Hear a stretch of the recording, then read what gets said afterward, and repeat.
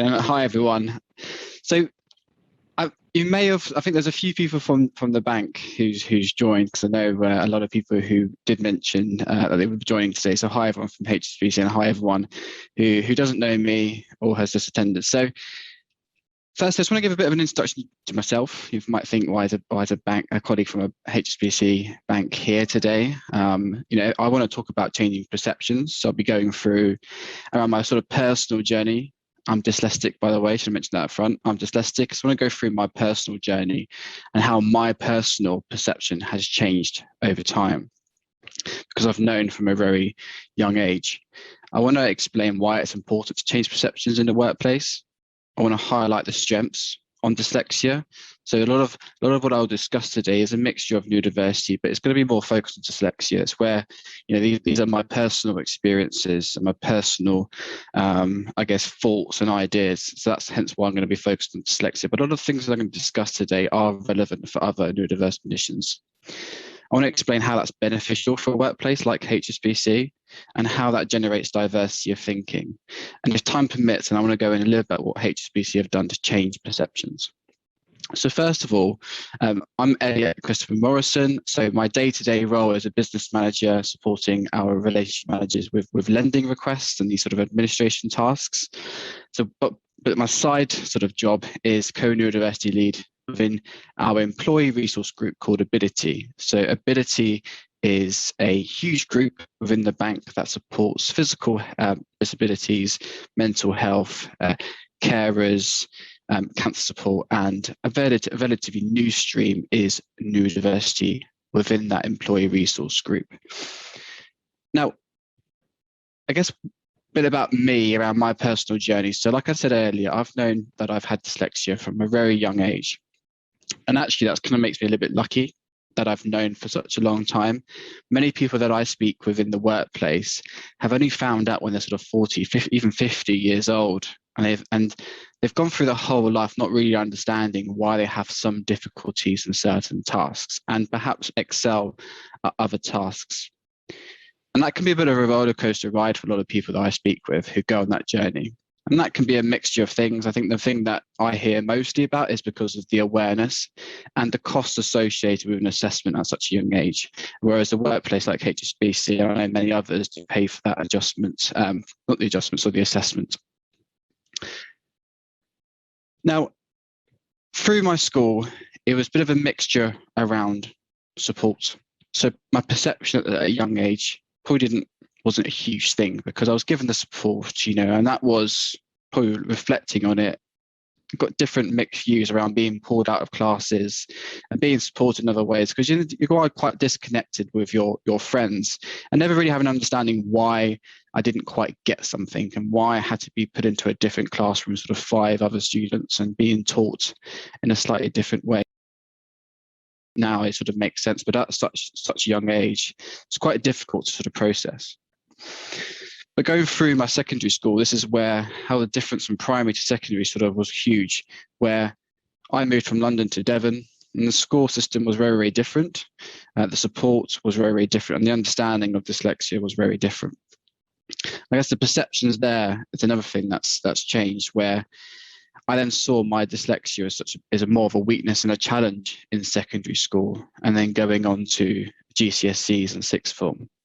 Whereas without that support, I found myself in the education system as my perception was this is a nuisance, this is annoying, getting me frustrated, and why I couldn't get certain tasks and why I could never achieve even a C grade in certain activities, and why I was always at the bottom of each class set. So that was a bit of a mixed roller coaster in there. But I was quite lucky, and I use the word lucky because financially I was supported by my parents to have that extra support after school. And I am lucky in that sense that my parents provided that for me.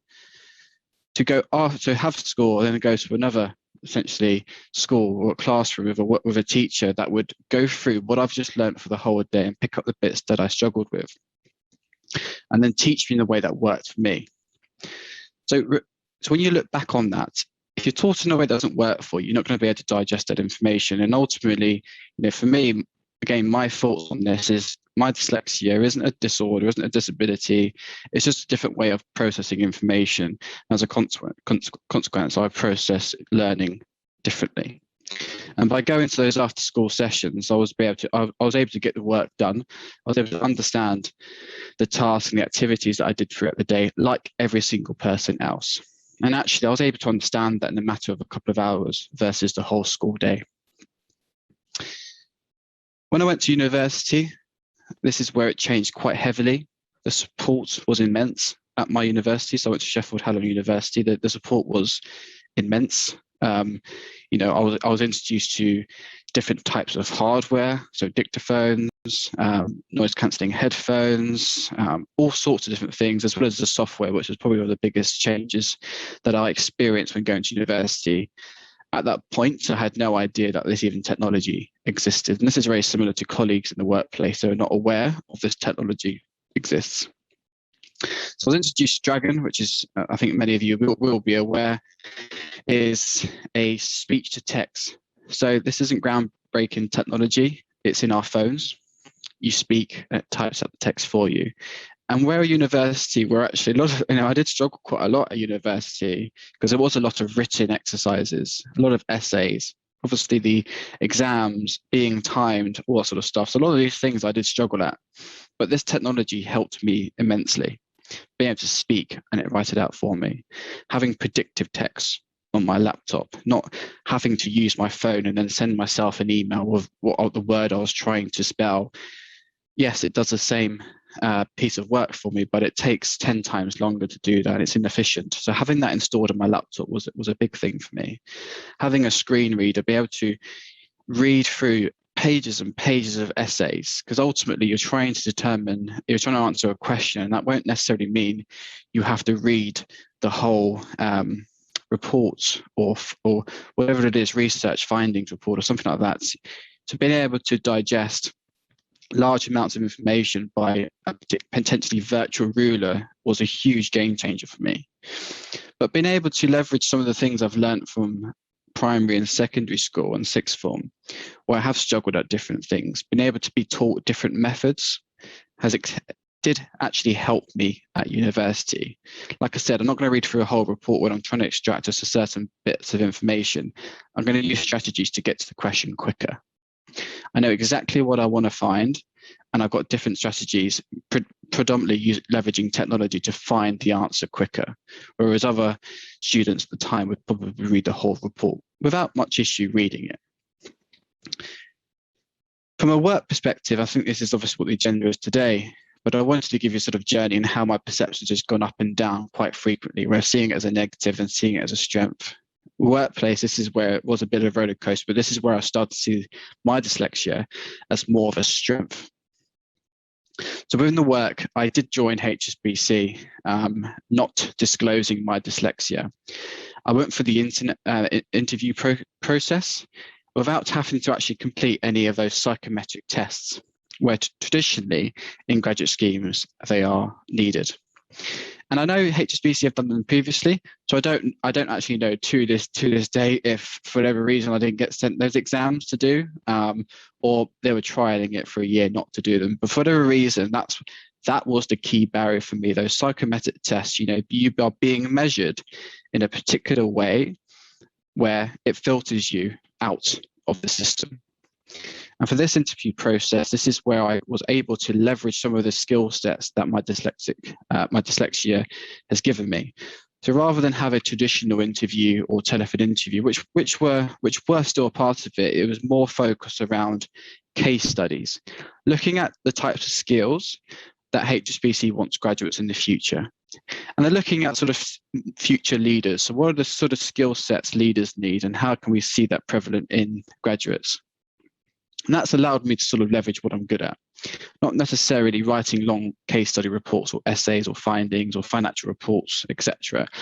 Actually being able to work in a team, be given a problem statement and be able to work with different, at the time, candidates in that session and come up with a solution. There's no right or wrong answer. And the difference between work and school school, it's usually here's a question or here's a math exam, there's a right or wrong answer. And that doesn't necessarily work for me, a right or wrong answer. With the workplace, there are most scenarios, there isn't a right or wrong, we'll do this. You might be some activities where it's risk or regulatory compliance process that may be a right or wrong answer. There's always a need there's always a way of getting to the end result in a different way. And that's where work allowed me to sort of leverage more of my skill sets. So I just want to go through some of my other colleagues' experiences. So we do have a video that I want to share with you. I am in that video, so I'm going to repeat some of the stuff that I've just mentioned, but it's only a couple of seconds each. But this gives a perspective of my colleagues, not just dyslexia, but autistic, ADHD, and so on, to give you a little bit about their experience, some of their faults of neurodiversity. So if you wouldn't mind playing video 1 for me, please.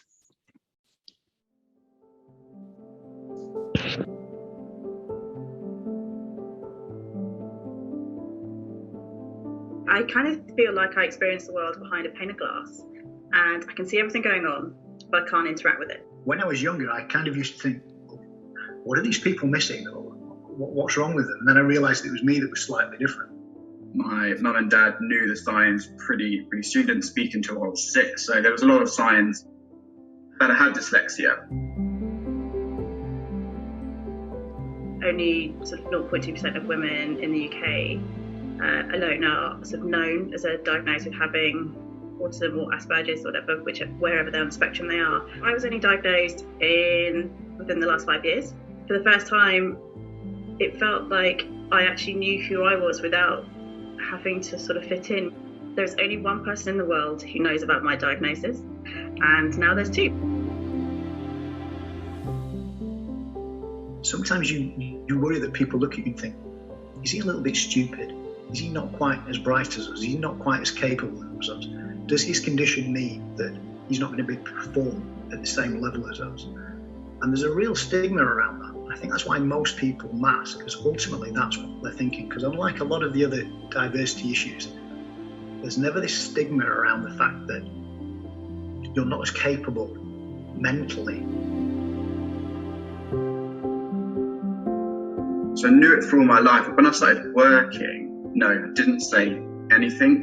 Clearly, I have difficulties in spelling. I have difficulties in processing information quickly. So for people with dyslexia, or take it with a pinch of salt, but roughly it takes about 5 times longer for someone to process information.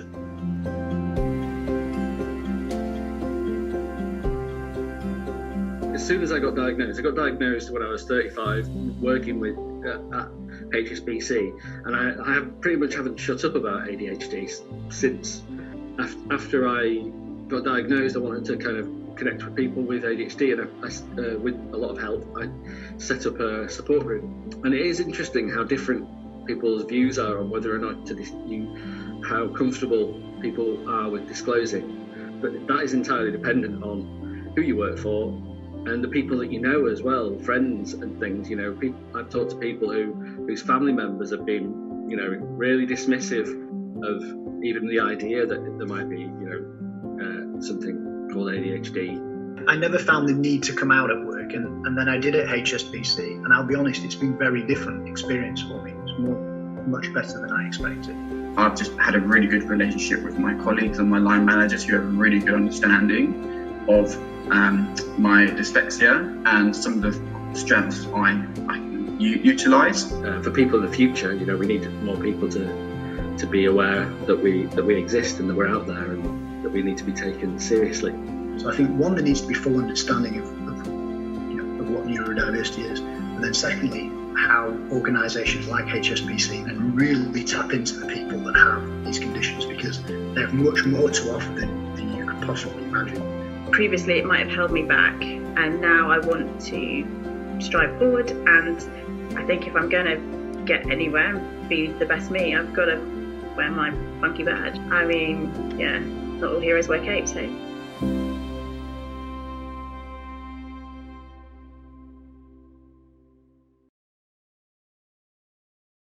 Thank you. So just to follow on from that video of my colleagues, all of my colleagues on that video very close with and have many conversations with, and their experience, what I've gone through, education in the workplace is all very similar. The many colleagues I speak to, it's a very similar journey, although albeit that usually they're being diagnosed or have a better understanding comes much later than it did for me. And like I said, that's a bit of a roller coaster for many colleagues of that understanding, and previously not understanding why they find some things difficult and some things less difficult. Then could be that they've seen an issue or a problem and actually just been able to understand it completely, where other colleagues have not been able to see that, being that strength, but vice versa, being able to not do something as well as other colleagues as well. But that's not just for neurodiversity, that's for anyone, right? So people have strengths and weaknesses. And although at times it's sometimes good to look at those, what you're not so good at and trying to improve at it, but there are certain scenarios that for me, taking minutes in a meeting isn't necessarily something that's going to develop my career immensely. Many people that I work with don't have an issue doing that, can process the information super quick and be able to jot everything down in every action, who was speaking, being able to spell their names correctly, all this sort of stuff. Where for me, that's difficult. It's a weakness, but it's not something I'm going to try to improve on. For me, I don't see it as something that's going to develop myself. And I don't see it as something that I can get anything better at personally. But if it was something that I had to do, then I would leverage more technology rather than trying to get myself better at that particular task. So perceptions change. People, I see articles around dyslexia being a gift, neurodiversity being a gift, and that's mixed between different people. I find my dyslexia a gift sometimes. I find it a bit of a challenge sometimes. I think it primarily is driven around the environment you're in. So as of today, the people who I work with, the organization I work with, I have a trust within that to explain some of the adjustments I need. So if I get a call from my manager in the morning and there's 6 tasks that need to be completed in the day, and she's in a car and not able to actually physically write an email, that might be difficult for me to process all the information and accurately.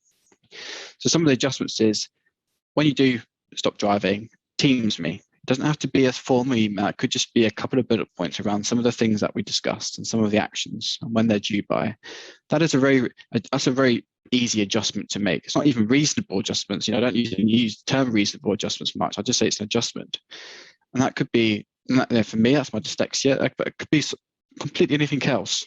If you find it easier to have that summarized, that's just an adjustment they should have with your manager. But it is the environment you're in, that trust and that relationship between your colleagues, your company, and not so a company. Right? There are teams I have been and haven't understood my dyslexia, and that for me is a responsibility that I take personally to educate those people, because it helps me develop, it helps me have a better relationship, and it helps me to perform better if my colleagues know about my dyslexia. And it's not necessarily on them to have this understanding. There's so many different things out there that sometimes we expect our managers to understand, but we need to provide our managers and colleagues as an organization to be able to ask someone or find the information when they are in that particular scenario. And I think a lot of the case studies I've seen within HSBC and outside of HSBC is the manager just doesn't know what to do or doesn't have the understanding. But I think someone mentioned to me earlier today, once you've met one dyslexic person, you've only met one dyslexic person. It's different for everyone. So just saying what that works well and doesn't work well for one person doesn't necessarily mean that would work for the same.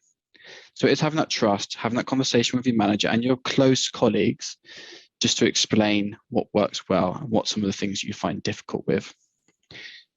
There's an analogy that I always say: if there's a team of 10 of you and 9 of you are really good at something, but I'm that one person in that team of 10 who struggles at it, why would you ever focus on the thing I find difficult? If that's writing a report, there's 9 other people in the team who excel at it or who are good at it.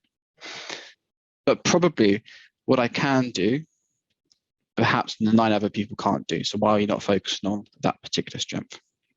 So why is it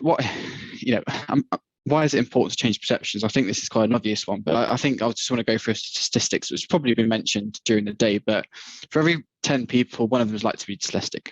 A huge amount of people. If you actually base that stats on a workforce like HSBC, that's a huge amount of colleagues that are dyslexic alone, neurodiverse, right? If you then look at our customer base, it's a huge amount of our customer base as well. So it's in the very best interest to ensure that people's perceptions around dyslexia is changed, because you've got customers who have particular skill sets of the future. That could be new entrepreneurs that would be banking with HSBC. There is wealth opportunities, there are business opportunities, etc. And also from a colleague perspective, we want to attract this talent as well. Despite 10% of the population, 22% of dyslexics are unemployed. That number varies significantly across neurodiversity. Still less than 10% of the public associate dyslexia with a positive trait. That's a pretty hard-hitting fact. And 73% of employees still hide their dyslexia. Hide their dyslexia from their employers.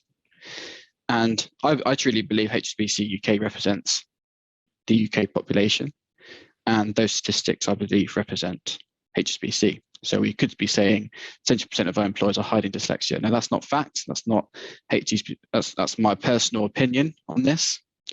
But I do believe we represent the UK population in our workforce.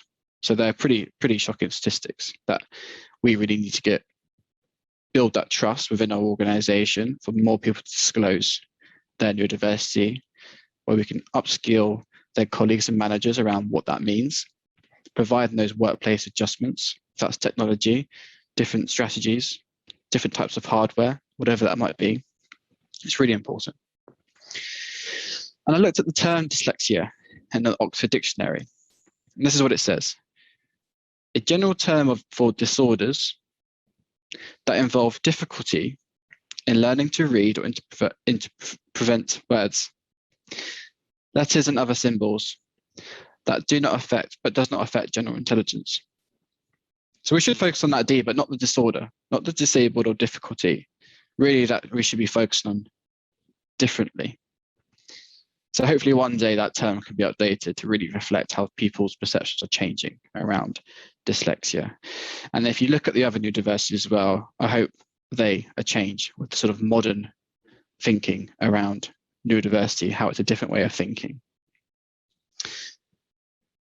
So some of those challenges I have, and I want to look at the challenges and how I personally mitigate or eliminate those challenges with dyslexia. And again, changing perceptions around how you can leverage tech. So some of the challenges I have is memory and organization. I can use a wide range of different solutions. Personally, Alexa, my God, the amount of lists I have on Alexa, from house to shopping to car, there's tons of lists, but it's so easy to be able to add tasks to those particular lists and tick them off on your phone when you're done. It's so easy to add reminders on your phone, to the Alexa, to your computer. You can add reminders when you get back home from GPS recognition, dates, times, whatever it might be. Give my dad a call back, although that might pop up on my phone and I might still forget to call him, but another story. There's so much technology to help in my memory and organization. And at HSBC, we have a performance review to discuss how you're doing your performance and behaviors. And actually something that never gets picked up is my organizational memory, although I know it's a big challenge for me. And it comes back to looking at what are some of the stuff that you do find difficult. And then I use technology to help me overcome that. So actually I'm seen as a very organized person around particular tasks that I have to achieve and when by, because I have to jot it down. Writing and reading, huge struggle for me. Not so much in the workplace, and less so actually in COVID. Being at home, I've been more confident to use my speech to text, my read and write, reading it back to me, and a lot more confident to use it. Sometimes a little bit awkward using an open office. It is a bit sometimes awkward, but again, it's having that conversation saying, look, using text to speech, everyone mentions, oh, you're on a call. No, I'm just using text to speech. Break down those barriers. I start to feel more comfortable using it. But at home, I am far more happy you're using it. It doesn't pick up other people's voices, when you're talking in an open office and so on. I don't have to move office for a quieter space. I'm at home. It works really, really well. And therefore, some of the things that we suggest in the organization, write as you would speak, but come across natural. And actually speech to text helps hugely in that aspect. Some of the software around the spell check and the enhanced grammar check, enhanced spell check, many of the stuff on Microsoft products are actually just embedded. You don't have to have special equipment or brought in. A lot of this actually built in now. Really, really helps. Just pick out some of the basics of spelling and grammar that I find difficult, that I no longer find difficult because I can leverage technology. And therefore, it's no longer a challenge for me. Time management, again, I am very, very articulate in exactly how long everything will take. I'll always use technology around getting to a destination. I once got told, if you were to drive to work every single day, why would you not use Google Maps every day? Well, the question back was, well, I know the route. Why would I need to use Google Maps to get me to work? I know the route. Why would I use it every day? But by using technology, if that road's been closed, if there's an accident, whatever it might be. Perhaps you need using Waze will tell you what time to leave on the morning that you need to leave. It will run the search an hour before you need to leave and go, heads up, Elliott. Got a meeting at 10. You probably need to leave half an hour earlier because there's an accident on the M1. Technology has been an absolute game changer for me personally, and I know for many other colleagues. There's one thing about leveraging tech, and it is a game changer. Probably what's so much more important than anything is speaking up about your neurodiversity. And for me, my dyslexia. Using this type of software helps, but actually my line manager and my colleagues having that understanding, what that means for me personally and not generalizing, is a huge benefit of confidence for mental health and all sorts of different things. So it's really, really important to speak up about your neurodiversity. Be proud of it. I'm super proud of my dyslexia. I know it's difficult sometimes looking back at education where perhaps it's sometimes a hindrance, but truly in a workplace, it's definitely beneficial. We've got a huge program around future skills, the skills we need in the future. Over 60% of those skills we've seen in HSBC are prevalent in neurodiverse individuals. So let's jump on dyslexia. So I'll have a second video. We released this video a couple of years ago now, but if you wouldn't mind playing the second video for me, please. If a person were to say to me, wow, you're really good at thinking about concepts, for example, the equivalent of that for me would be to say to a person, wow, you're really good at breathing. People think that you're thick. They think that I can't read. That we're dumb, that we're slow, we're uneducable. Actually, it's quite the opposite. I'm neurodiverse because I am autistic. I have something that's called Asperger's syndrome, which is an autistic spectrum disorder. I'm dyslexic. I have Asperger's syndrome. I'm dyslexic and I also have dysgraphia. I have dyslexia and dyscalculia. I got an ADHD diagnosis a few years ago, and it was actually the first time in my life that I made sense to myself. I just think it's the way my brain's wired up. Just wired differently. I am not seeing what everyone else is seeing. There's obviously a huge advantage to that, but we've only learned to appreciate this potential over the last few years. One way of understanding neurodiversity is if we've got people who we call normal, we call them neurotypical, they can see the visual spectrum of colours going from red to indigo. Neurodiverse people, they might not be able to see blue, but they can see in infrared. Now you've got somebody in your team who can see in the dark. Do you want to have that person in your team? Of course you do. Many of my strengths, I believe, come from my autism. I'm good at retaining knowledge. I know where to find the knowledge. My brain is incredibly logical. One of my main traits is I can take lots of different sort of level 2D drawings and then make them into a 3D model in my head and be able to spin them around. I'm very good at spatial things. I built a kitchen in our house 12 years ago, bought all the bits from IKEA and fitted the whole thing. And somebody said to me, well, where did you make a plan that? I didn't. I did it all in my head. So ADHD is basically like watching 30 different channels at the same time and somebody else is holding the remote control. I am calm in situations where a lot of other people get really anxious. There's limited fear to actually make a decision, which I sometimes find very helpful in a business context, because sometimes we just have to decide something to be able to move ahead. I can hold very large, very complex systems in mind. The way I look at the world is black and white. It's not the grey areas in between. I can think logically, I can think straight down the middle, and it brings the team in together so that it's not going round and round in circles. I think one of the biggest challenges for me is that neurological differences are invisible. Don't assume everyone else, just because they look like you or they have a similar job or that they think in the exact same way. I would say definitely don't be afraid to talk about it. For me, I would say speak to your managers and let them be aware. And I think by doing that, it makes you more confident and more freer. It's not something that all of us are easy talking about, but the more we do talk about it, the more people understand and will appreciate the different abilities and the different gifts that neurodivergent people can actually bring to HSBC.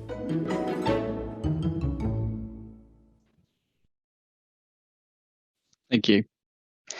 So it's going to bring me on to the topic around some of the strengths around dyslexia, and then how that forms diversity of thinking, giving you sort of an example, being a banking example, and how we can leverage design thinking. So some of the strengths associated commonly with dyslexia is the creativity. So dyslexia are often very creative. They're trying to find different ways to solve problems, learn things differently, make things easier. Think about processes. Within a bank, they can be very complicated. And sometimes you can look at those complicated processes. And as someone who's neurodiverse or dyslexic, we've looked at problems all our lives through education, through university, for whatever it is. We're always sometimes receiving something. We've got to do it differently just for us to understand it. Give that a problem to a dyslexic. So sometimes I excel at solving problems. That usually gets to me, where many people have struggled to sort that problem out. Because most things in my life, I've got to find a different way of doing things. And when there's an issue that hasn't been solved, stakeholders in business are quite open to trying different ways of doing things.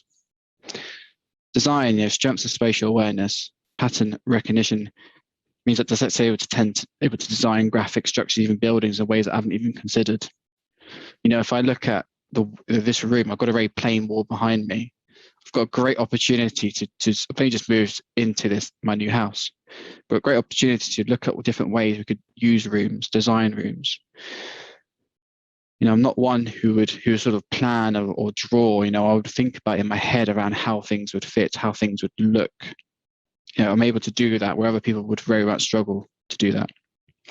Communication is very misunderstood around people who do diverse around communicating.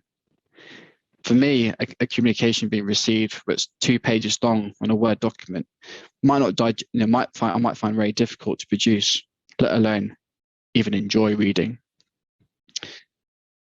But I would find a different way to disclose that information. People would like to read. It's really important that we keep those articles, those blogs, those huge reports, because actually there's a need for those people to have it for their job, the detail. People enjoy reading, but then there are many other people who don't enjoy reading as much, or who don't have the time, and actually a podcast, an audio file, a video, an infographic to explain the same information, which again, people who are neurodiverse are better at. And the bigger picture, consider the bigger picture, and the dyslexics who have seen many examples of good entrepreneurs. Many of the managers I've worked with are great managers who are neurodiverse. They can look past the detail and focus on actually really what really matters. And this forms diversity of thinking. To me, even calling it important is to say that's a relative scale where you should have a diversity of thinking or not.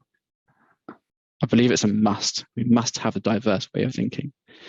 And this isn't necessarily just for neurodiverse. This is background, culture, gender, many different ways we can have a diversity of thinking. But an example being, if we look at a bank and conduct, we're a highly regulated industry. We have a rule that we have been asked to implement. It doesn't require diversity of thinking to implement that rule necessarily. We just have to adhere to that law, and we have to comply with it. There's a right way of doing it, and there's a wrong way of doing it. A single person could do it. That doesn't solve the conduct issue itself, just by implementing a new procedure or a check. It's fine, it's right or wrong. It doesn't solve the conduct issue, why it's being highlighted in the first place. For this example, conduct is how people behave and respond to those new frameworks, those new processes, whatever it might be. What initiatives you have in place, what drives behavior, what drives the choices people make, and what customers or employees. And by putting those all in place, what alternatives are we giving our people? What freedoms are we giving them? What expectations are we giving them? You can almost see straight away, actually, the legal person in the room talking about what the law is. But you need someone with behavior experience, someone who's done the job previously from that diversity of thought. You need people that have subject matter expertise. But most crucial is you need a different way of thinking. And that could be from culture, neurodiversity. Culture is highly important, having that diversity of thought in those situations. So an example of conduct, there's a right or wrong way of doing it. It's still crucial that we have a diverse way of thinking in anything we do, even if that is a bank. And some of the top tips that I find have worked very well in HSBC is, as an individual or a line manager who's perhaps managing a neurodiverse colleague, just try different learning and teaching styles. There are different styles and approaches that can be done, but you've got to learn what works best for the individual. Once you met one neurodiverse person, you only met one. Tiny adjustments can make big improvements. Software for me is such a small thing, so easy to implement, so easy to do, but makes a big difference to me. I have a mentor who I can speak to, who's in a different area of the business, no connections to my manager or colleagues. Built up a very strong trust relationship with my mentor, who I can just speak to about any concerns I have. I have multiple mentors on this as well. So it could just be a relationship who helps me every time I write a report, while I help him with data, where I excel at, where he struggles at. And he helps me with proofreading my reports. I'm great at engaging with people and getting this information together, but I find really difficult structuring it. So we have a relationship built to help each other out. Back-to-back Zooms is another tiny adjustment you can make. They're exhausting. Turning off the camera eventually, just taking a break from potentially having that spotlight you on all the time. When in a meeting room, you know when people are looking at you and not. Having that time just to process information without thinking everyone's watching you or when the next meeting's starting. And ask, I guess, to the people who are attending the call, sort of positive, I guess, a reinforcement of keep speaking up about the strengths of your dyslexic or your neurodiversity. Be proud of it. It's not a dark secret. It will probably come out anyway, but don't let it be triggered by a negative scenario.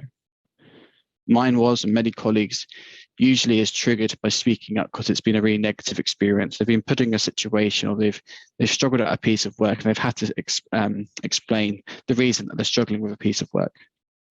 Be proud of it. Highlight the strengths. It's not a secret. Be proud of it. And on the piece of proud, we put a manifesto together, which I'd like to read out for you. Dyslexia, not a learning difficulty. We think differently, creating art and inventions that have changed the way we all live. From cars on the road to planes in the skies, we've connected the world and made it a brighter place. We are proud to be dyslexic. Because we're Oscar-winning directors, self-made millionaires, and even prime ministers in office. We're not an island. We're visualizers, connectors, communicators, and explorers. And together, we are part of something far, far bigger. Thank you, Aaron. Thank you very much. That was brilliant there, Elliott. I always like listening to you. And now I know Elliott could have saw me there. I was going through some of the questions. There's been some really positive comments from people really enjoying it. It's been a really good one here. What's your feeling around dyscalculia then? As a bank, we know that people with dyscalculia find the concept of number and number sense. And someone had, what would you be kind of thinking about both from a customer and from an internal point of view around dyscalculia? How do you feel about how that support could move forward? I guess from a customer perspective, when we've got large amounts of data, numbers, and so on, I think, as a bank, sometimes some of this stuff is really complicated. For us as bankers or people who work in a bank, it's not necessarily complicated for us, but it is for many other people. And back to the basics of banking, it should be pretty straightforward. For people, the majority of what people need from banking, it should be pretty straightforward. There are particular scenarios in your life that's a little bit more complicated. And that might then require those additional support from a bank. It might require a human being. But traditional day-to-day banking, we should be able to provide you what you need to know. It's not required for you to sort of do that digging around, being able to provide you analytics or dashboards to explain what are some of the things you constantly need to know about. But when you do get to those more complex needs, if that's a mortgage or an investment, and perhaps you need to know a little bit more or look at the numbers a little bit more on the information, and that should be where a bank steps in and sort of helps you with a human, of whatever that might look like.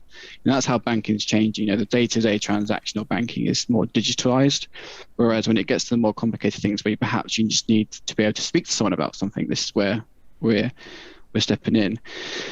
From a colleague perspective, difficult to say. So I think the type of role I do, we're dependent on, we have particular teams and skill sets in analytics, for example, who will be able to assist us in certain things. I think there's a more need for people to be upskilled in this area, but when there is a challenge, yes, that's difficult. But I think within banking, it's I think we're quite far behind to be able to process that sort of data and side of things. We think banking is a lot of maths. It's really not. We use Excel and many other systems a lot than actually a calculator. I don't think I've ever used a calculator in a bank or ever done a maths equation. We have some sort of snazzy tools to be able to do all that stuff for us. Well, and that's the thing, isn't it? That as dyscalculia is not just about maths; it's all about that concept of number. It can be really helpful. I think the one thing is that I'll put the disclaimer that HSBC is not my bank, and I'm not telling you what my bank is. But the one thing that I find really annoying is on their app is they don't put the full information about the transaction. So they put the amount, and it might say fast payment from, and then you just got loads of dots. And that's not very helpful. Yeah. You can't go any further. So it's really interesting. I know we've had a number of people really happy and really kind of appreciated the videos you showed. And I know that Kate has actually mentioned in the chat where they are, because they are all on YouTube as well, so people can watch them again. Lots of people have been really positive. Amazing content, that someone said there. Great presentation, Elliott. So really good comments there. So thank you, Elliott, for another amazing session.